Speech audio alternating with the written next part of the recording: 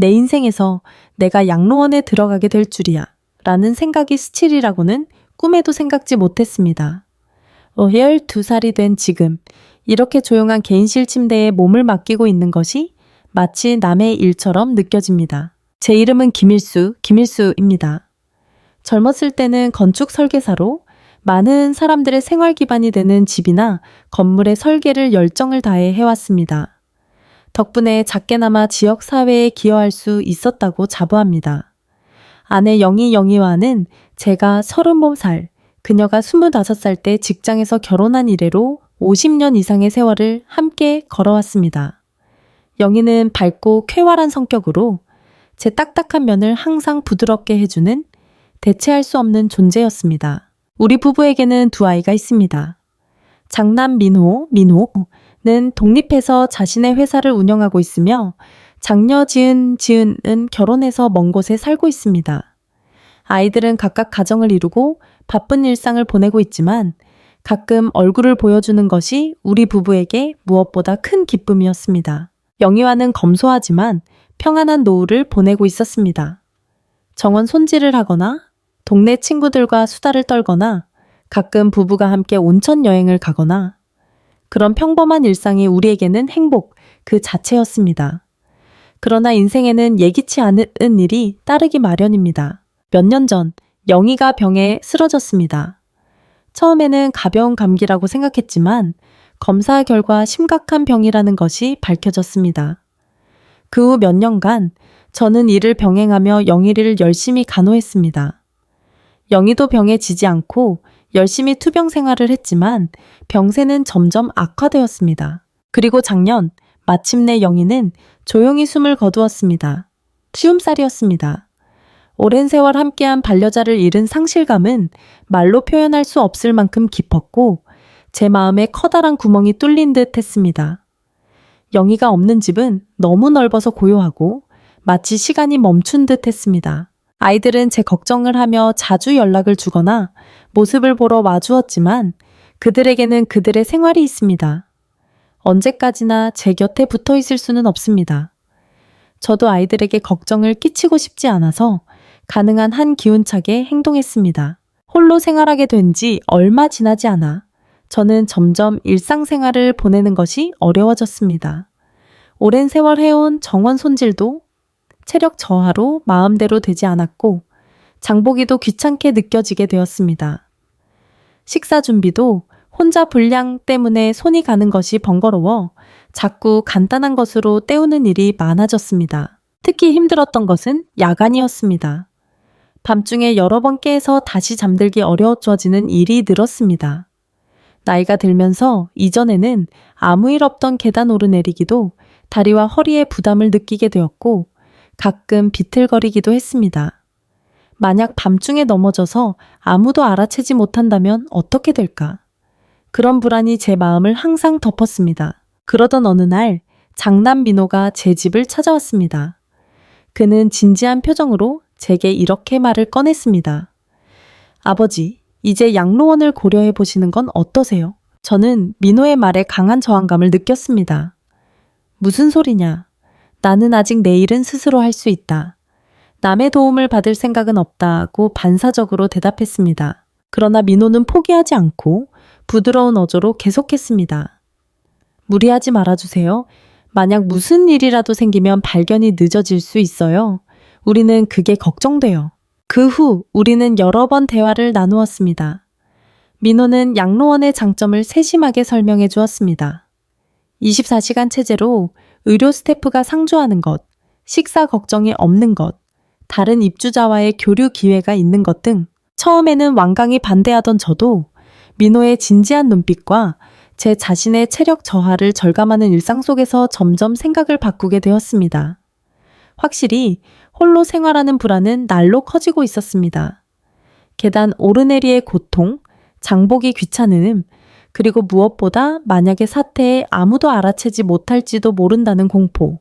그런 때 이전 직장의 동료였던 이 씨로부터 전화가 왔습니다. 이 씨는 몇 년 전 아내를 잃고 그 후 건강이 나빠져 양로원에 입주했다고 들었습니다. 저는 용기를 내서 이 씨에게 양로원 생활에 대해 물어보았습니다. 이 씨는 밝은 목소리로 이렇게 말했습니다. 처음에는 저항이 있었지만 지금은 양로원에 들어와서 정말 잘했다고 생각해. 식사 걱정이 없고 의료 스태프가 항상 있어서 안심이야. 게다가 의외로 자유로운 시간도 많아. 다른 입주자와의 교류도 즐거워. 이 씨의 말을 듣고 제 마음이 조금 움직였습니다. 어쩌면 양로원도 그다지 나쁜 곳이 아닐지도 모른다. 적어도 혼자서 불안한 일상을 보내는 것보다는 안심할 수 있는 환경일지도 모른다. 며칠 후 민호가 여러 양로원의 자료를 가져와 주었습니다. 우리는 함께 자료를 보며 각 시설의 특징이나 비용에 대해 검토했습니다.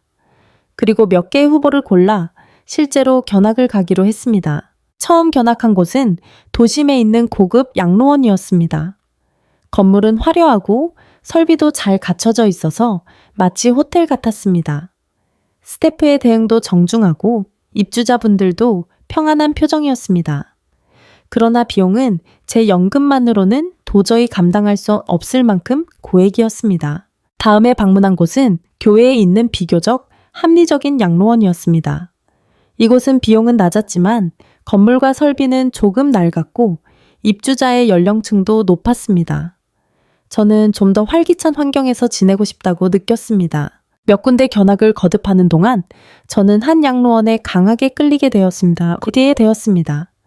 그것은 집에서 그리 멀지 않은 곳에 있으며 녹음이 풍부한 자연에 둘러싸인 조용한 환경이었습니다. 건물은 새 것은 아니었지만 청결하고 밝아서 가정적인 분위기였습니다. 무엇보다 제 마음을 사로잡은 것은 그곳 입주자분들의 표정이었습니다. 모두 평안하면서도 어딘가 생기발랄하고 즐겁게 지내는 듯 보였습니다. 견학 중 저는 한 남성과 이야기할 기회가 있었습니다. 그분은 저처럼 최근 아내를 잃고 홀로 생활의 불안을 느껴 입주했다고 했습니다. 그는 양로원 생활에 대해 솔직하게 말해 주었습니다. 물론 처음에는 외로움도 있었지만 여기 와서는 식사 걱정이 없어지고 몸이 안 좋아져도 바로 스태프가 대응해주니 아주 안심돼. 게다가 비슷한 처지의 사람들과 이야기하다 보니 마음이 편안해지는 경우가 많아. 그분의 말을 듣고 저는 양로원이 단순히 간호를 받는 곳이 아니라 새로운 인간관계를 쌓고 안심하며 생활하는 곳일지도 모른다고 느꼈습니다. 견학 후 저는 민호와 지은에게 그 양로원의 인상을 전했습니다. 둘 다 제가 그곳을 마음에 들어 한 것에 안도하는 모습이었습니다. 특히 지은은 아버지가 안심하고 지낼 수 있다면 그게 제일이에요 라고 말해 주었습니다. 그리고 저는 마침내 그 양로원에 입주하기로 결심했습니다. 12살이 된 제 인생에서 큰 결단이었습니다. 입주 당일 저는 조금 긴장했습니다. 오랜 세월 익숙한 집을 떠나는 외로움, 새로운 생활에 대한 불안, 그리고 무엇보다 양로원에 들어간다는 사실에 대한 복잡한 마음이 제 가슴에 소용돌이 쳤습니다. 그러나 양로원에 도착하니 스태프분들이 따뜻한 미소로 맞아주었습니다. 제 방은 햇볕이 잘 드는 차분한 분위기의 개인실이었습니다. 창문으로는 녹음이 풍부한 정원이 내다보입니다. 저는 가져온 소량의 짐을 정리하며 이제 여기서 새로운 생활을 시작한다는 실감을 느꼈습니다. 입주한 지 며칠이 지나 저는 조금씩 새로운 생활에 익숙해졌습니다. 매일 아침 정해진 시간에 기상하고 식당에서 다른 입주자분들과 함께 아침을 먹습니다.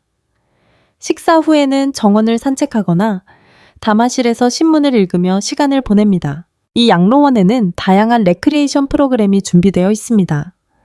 그림교실, 서예교실, 음악치료, 체조교실 등 다채로운 프로그램이 있어서 제 흥미있는 것에 자유롭게 참여할 수 있습니다. 처음에는 다른 입주자분들과 어떻게 대할지 몰라 조금 당황하기도 했지만 모두 친절하고 따뜻한 분들이었습니다. 같은 세대라는 것도 있어서 옛 추억 이야기나 건강 이야기 등 공통 주제로 자연스럽게 대화가 이어졌습니다. 특히 친해진 것은 옆방에 사는 15살 여성 최순자 씨였습니다. 순자 씨는 밝고 사교적인 분으로 항상 제게 부드럽게 말을 걸어줍니다. 우리는 함께 정원을 산책하거나 차를 마시거나 가끔 노래방을 즐기게 되었습니다. 순자 씨와 이야기하다 보면 마음이 편안해지고 혼자 있는 외로움을 잊을 수 있습니다. 식사도 홀로 생활할 때에 비해 훨씬 영양 균형이 고려되어 있고 맛있게 먹을 수 있습니다. 특히 매월 한 번의 이벤트 식사는 정성이 들어가 있어서 마치 여관 식사 같습니다. 그리고 무엇보다 몸 상태의 불안을 느낄 때 바로 의료 스태프에게 상담할 수 있다는 안심감은 홀로 생활에서는 절대 얻을 수 없는 것이었습니다. 밤중에 몸이 안 좋아졌을 때도 간호사가 바로 달려와 대응해준 덕분에 안심하고 잠들 수 있게 되었습니다. 양로원에서의 생활은 제가 상상하던 것보다 훨씬 편안하고 마음이 안정되는 것이었습니다. 물론 가끔 오랜 세월 익숙한 집이나 돌아가신 아내와의 추억이 떠올라 외로움을 느끼기도 합니다. 그러나 여기에는 저처럼 다양한 인생 경험을 쌓은 동지들이 있습니다. 우리는 서로 지지하고 격려하며 평안한 나날을 보내고 있습니다. 내가 양로원에 들어가게 될 줄이야. 그렇게 생각하던 제가 지금 여기서 평안한 노후를 보내고 있습니다. 인생이란 정말 알 수 없는 것이라고 다시금 느낍니다. 그때 민호가 진지하게 양로원 이야기를 해주지 않았다면 저는 지금도 혼자서 불안한 일상을 보내고 있었을지도 모릅니다. 이 씨가 자신의 경험을 솔직하게 이야기해주지 않았다면 저는 양로원에 대해 여전히 강한 편견을 가지고 있었을지도 모릅니다. 그리고 이 양로원에서 만난 따뜻한 사람들과의 교류가 없었다면 제 마음은 아마 외로움의 어둠에 갇혀 있었을 것입니다. 인생의 종말기를 어떻게 보낼까? 그것은 누구에게나 중요한 질문입니다. 과거에 저는 마지막까지 내일은 스스로라는 강한 신념을 가지고 있었습니다. 남에게 폐를 끼치고 싶지 않고 자립한 자신으로 있고 싶다.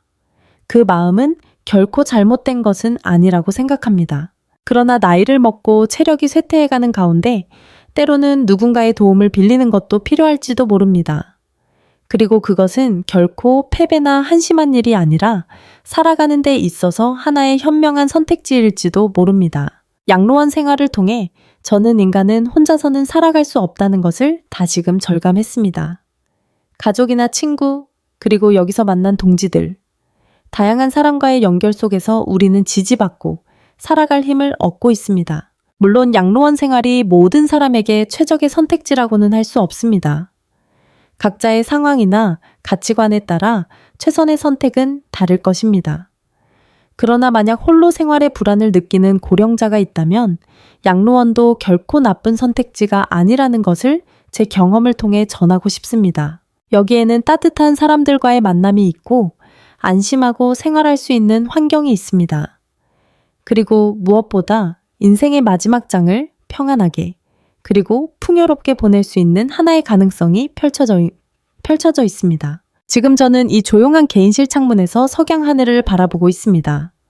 하늘은 빨강, 주황, 보라가 섞여 마치 한 장의 아름다운 그림 같습니다. 내일도 다시 여기서 새로운 하루가 시작됩니다. 순자 씨와 함께 정원을 산책하거나 다른 입주자분들과 수다를 떨거나 흥미있는 레크레이션에 참여하거나 그런 평범한 하루가 지금의 제게는 대체할 수 없는 행복입니다. 인생의 마지막을 맞이할 장소로서 저는 과거에 양로원에 들어갈 것을 상상한 적도 없었습니다. 그러나 지금 저는 여기서 마음 편안히 남은 인생을 걸어가려 합니다. 잃은 것도 있지만 여기서 얻은 것도 다시 많습니다. 이 만남에 감사하고 이 평안한 나날에 감사하며 저는 앞으로의 인생을 소중히 살아가고 싶습니다.